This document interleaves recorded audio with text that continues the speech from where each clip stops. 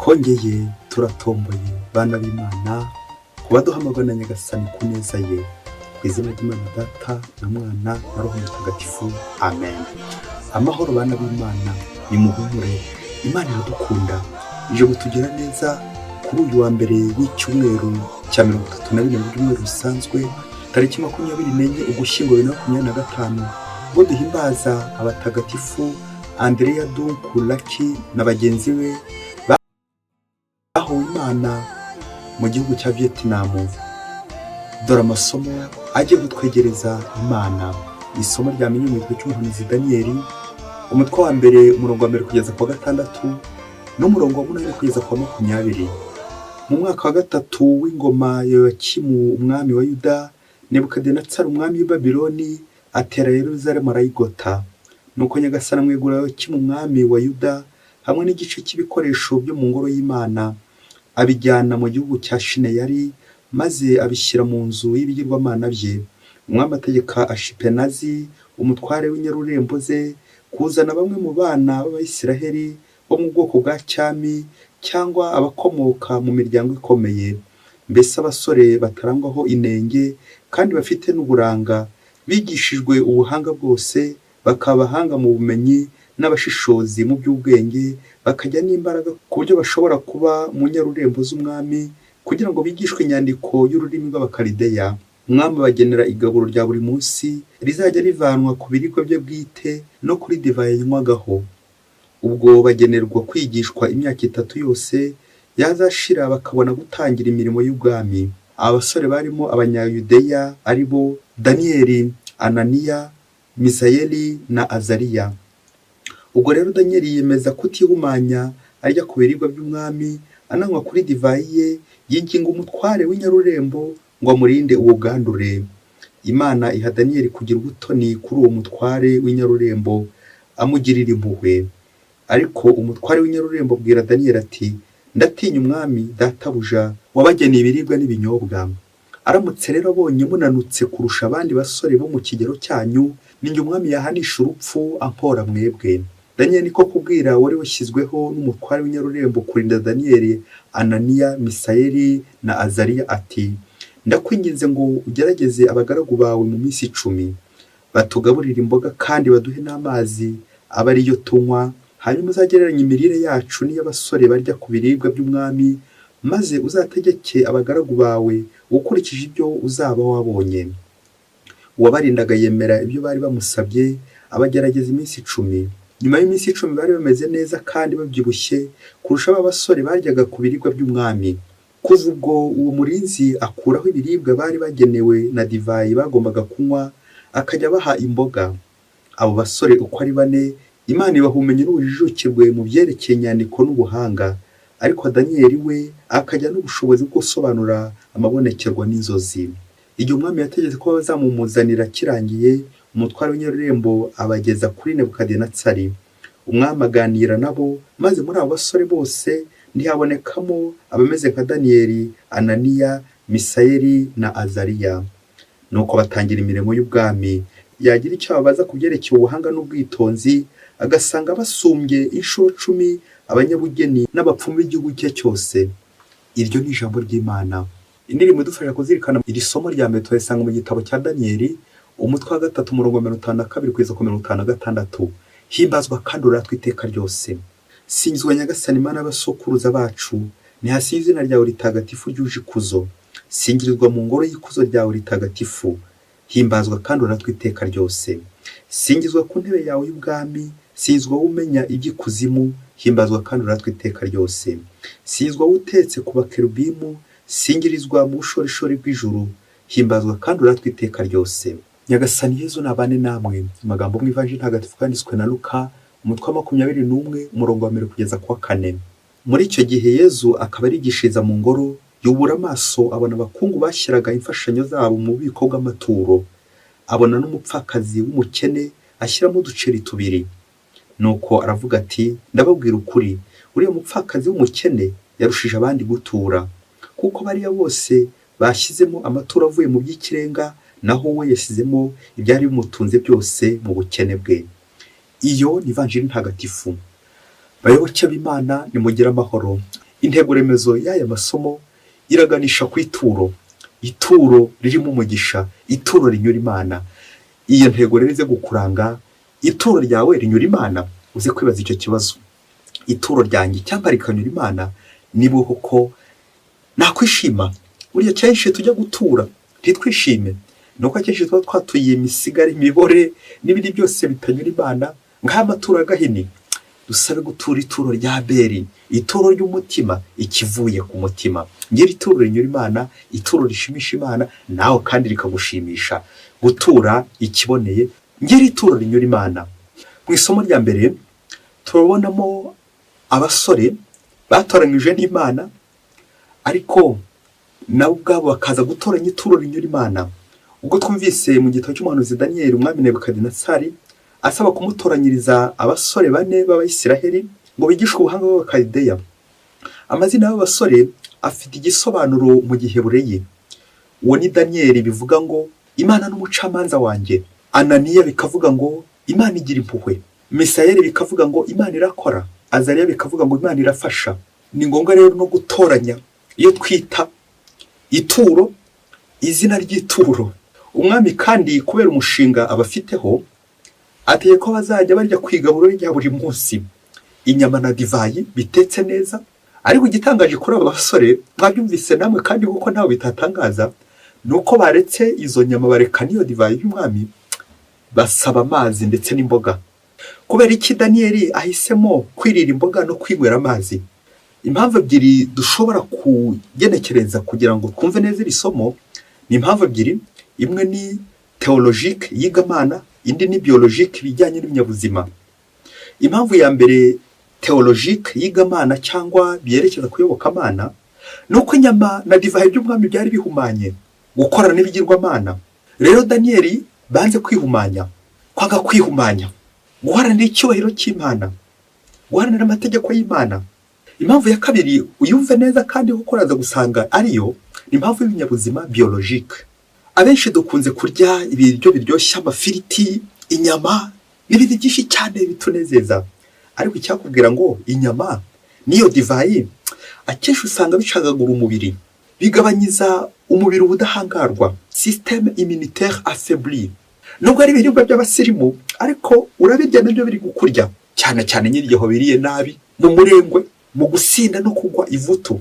Muzacunye nk'umugabo urya gusa brochette akirenza ikese z'inzoga utabara umubare, uzamundebere mu minsi iri imbere uko bizaba bimeze. Ingufu ziragabanuka z'umubiri, nibwo uzasanga yaragize intege nkeya ano gusenga ndetse intege z'umubiri. Noneho guhitamo amazi, tuzi ko amazi agize 2/3 mu bigize umubiri, 75%. Murumva ko kunywa amazi ni imbaraga zikomeye. Abenshi dukunze kwiyahuza inzoga tukibagirwa amazi, biranababaje, biranatangaje, kandi amazi ariyo ingenzi. Naho imboga, ababyeyi bari mu gikoni mwumva aka kantu karyoshye, ni ikiribwa cyoroheje umukene yabona n'umukire yabona, ku buryo wakibona ku buryo bworoshye. Imboga rero zikize kuri vitamine bita A. Iyi vitamine yubaka umubiri, yongera ubudahangarwa, bya bindi twavuze mu gihe za nyama ziri kugabanura.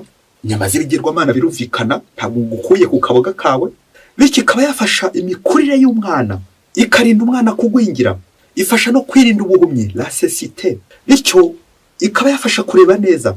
Ibi rero kureba neza birerekeza none kwigamana, sens théologique, kureba imbere, kumenya gushishoza bya bindi Daniyeli bizaza. Kureba neza, kwirinda ubuhumyi, no kureba neza imbere, kuva mu mwijima. Nuko rero bitangaza umwami n'ibyegera bye ukuntu abasore bariye imboga bakanywa n'amazi gusa, none nibo bari gusobanura, none nibo bagize ubuhanga bukomeye kurenza abandi bose. Mubyeyi, uruyumvisha neza uyu murimo, aka gaciro cy'imboga n'amazi? Nawe rero imboga n'amazi ntibikabure mu rugo rwawe, kugira ngo abana bakure neza, bamenye kureba imbere, ubushishozi. Rero gukura kuri roho bisaba gutihumanya, kugira ngo ubone neza imbere, ubone Imana. Ubuhanga bw'Imana kandi bisaba kwiyoroshya, za mboga nyine na y'amazi, koroshya, gutiremereza, kutihumanya ngo ugeranye n'umwami, abami b'iyi si. Ubushishozi bwo kumenya gutoranya icyiza bw'aba basore, bakamenya gutoranya ibintu byoroshye byerekeza ku Mana kandi binaciriritse, by'ingirakamaro, ngira ituro rishimisha Imana. Iri somo neza neza rero twerekeza mu ivanjiri uno munsi, kumenya gutoranya ikintu gishimisha Imana, Yezu wari uri mu ngoro akitegereza uburyo bari gutura.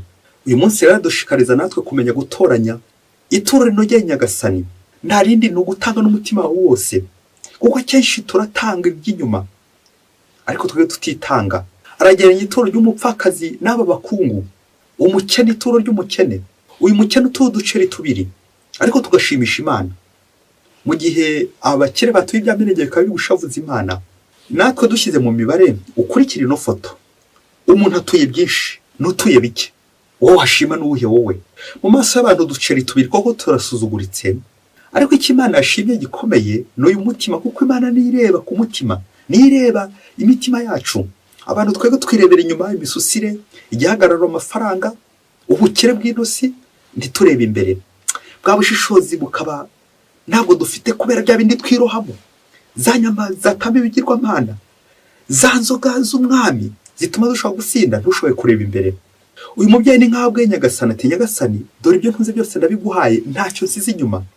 Ya ndirimbo tujya turirimba, Mana waturemye tugutuye ibyacu byose, nta na kimwe dusize.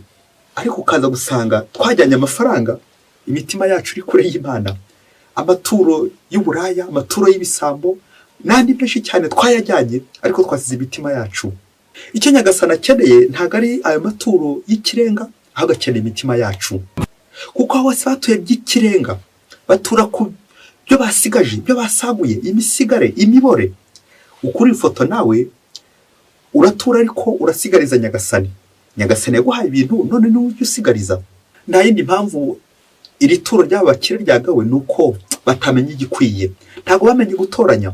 Ubundi iyo umuntu atura areba ikintu gifite agaciro, yumva koko yarekura, kurekura. Ntabwo ari ugutanga gusa ujugunya, ahubwo kwitanga. Byaturushaho gutanga ukitangira abandi. Akenshi amaturo yacu akunze kuba imisigare, imibore n'ibindi byose bishobora kuduhumanya, kubera ko ari byinshi, nka ya divayi y'umwami ndetse na za nyama z'umwami, bikaza kurangira Yezu atadushimye.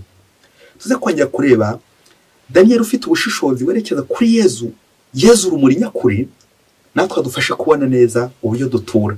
Ejo n'ejo bundi amaturo yacu atazaba imibore, andi akaba umuvumo, kandi ituro ryacu ryagombye gushimisha Imana, ituro ry'umugisha. Reka dukorane n'umwitozo. Ndabizi ujya mu rusengero, ujya no gutura, utanga ituro rya kiliziya, ni byiza. Ariko se amaturo yawe wasanga ashimisha abantu by'inyuma, ariko imbere ari umuvumo, ari umwaku, ari guteza amahane, umwiryane n'akandi kavuyo kose. Mubyeyi bitanye imfashanyo, reba niba imfashanyo yawe ijya inyura Imana, igera ku Mana.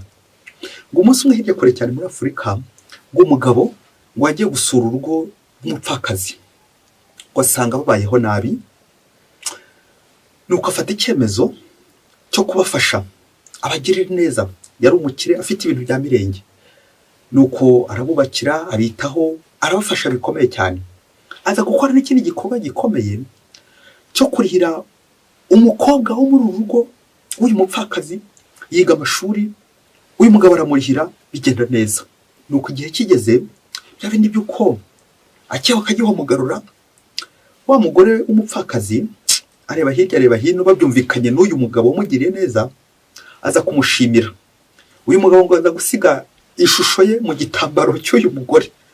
Mujye uri kubyumva, ubushishozi ukomeza ubwumve kubwa Daniyeli. Nuko igihe kigeze, wa mugore aba arabyaye, abyara umwana w'umuhungu. Amaze kubyara umwana w'umuhungu, bishoboke ko abana be batabyishimiye. Mama koko nubwo nyine umubyeyi yadufashije, ariko koko nyine bigenze bitya. Abana bakomeza kurakarira nyina, ariko nyina ni yahandi nyine ya shusho nyine y'aho umugabo yasize mu gitambaro cye, nta kundi byagenda, nta kundi byamera. Nuko igihe kigeze, byandi yuko nyinya cye bataraje bushyitsi. Uzi ko igihe cyaje kugera, wa mukobwa wo muri urugo, wa ndoro amaze kwiga amashuri, amaze kunonosora, amaze kuminuza, nyina agiye kubona, abona atwaye inda, abona arabyaye. Nuko agiye kubyara, abyara umwana w'umukobwa. Wa mukobwa abyara umukobwa. Nyina biramubabaza cyane. Neza neza nyina aramukanga ati, mwana kuko nkoreye ibiki? Bishoboke ko umwana amubwira ati, wowe se mama ko nawe byakubayeho. nyuma yo gukora iperereza wamuteye inda bagiye kureba basanga ari uyu mugabo n'ubundi wabafashaga, wa wundi wabitangiye, ari nawe n'ubundi wabyariye wa mukobwa. Muri kwa kumushimira neza yagiriye, nawe abasize ishusho ye muri cya gitambaro muri rwa rugo. Neza guhera ubwo wa mukobwa na nyina bahita bangana. Bapfaga iki? Bapfaga umugabo nyine ukurura ifoto nyine ugeze neza mu rugo, ariko birangiye umwana na nyina bashwanye. Nuko ko yakorewe umaze kubabyarira bombi, uwo muryango havukamo inzangano zikomeye zirimo mpande eshatu. Wa mugabo bahita bangana na wa mugore. Bapfa iki?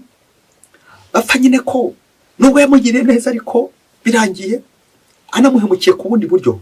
Wa mugore ashwana n'umukobwa we.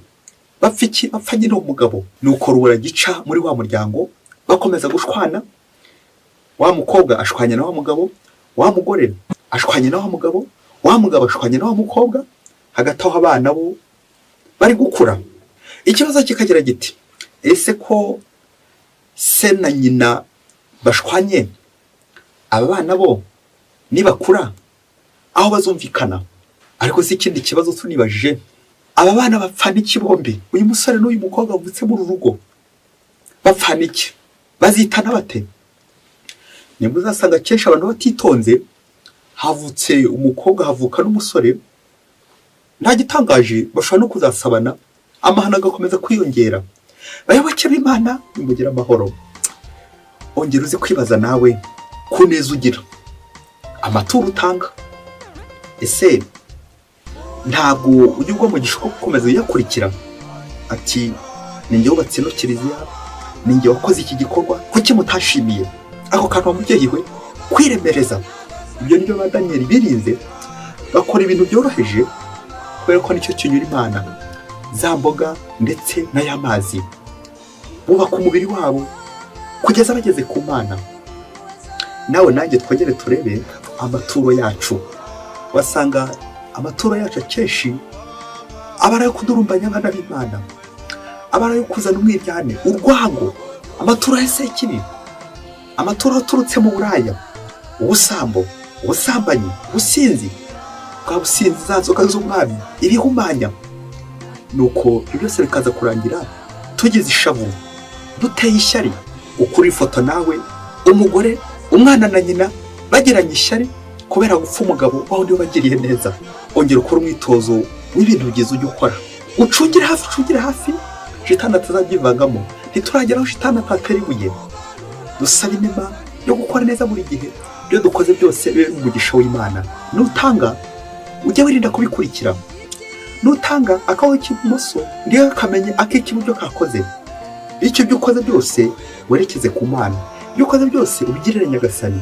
Ngira ituro rishimisha Imana umutima wose. Nawe undi watangira bya mirenge ariko bitanyura Imana, byose bizahinduka ubusa, bizarangira ari induru, umwiryane. Bya bintu byose wakoze ubone birarindimutse. Kubera iki? Harimo kwiyemera, harimo kwirata, kubikurikira aho kujya ngo ukurikire Imana. Wa mwana bereka inyenyeri mu kirere, aho kugira ngo ayirebe akomeza yirebe intoki ziri kuyimwereka. Nawe rero ukurikira ibintu watanze, wikurikira ya neza yawe aho gukurikira Imana, kuko ariyo gushoje. Maze nawe ureke Nyagasani kwiborere, ituro ryawe ribinyamugisha, ituro ryawe rishimisha Imana, ugende neza mu nzira z'Imana buri munsi. Andreya na bagenzi bawe mwahowe Imana, mudusabire buri munsi. Mwese Imana ibahe umugisha. Imana Data na Mwana na Roho Mutagatifu. Amen. Padiri Basumbuko Ladislas wa Diyosezi ya Cyangugu.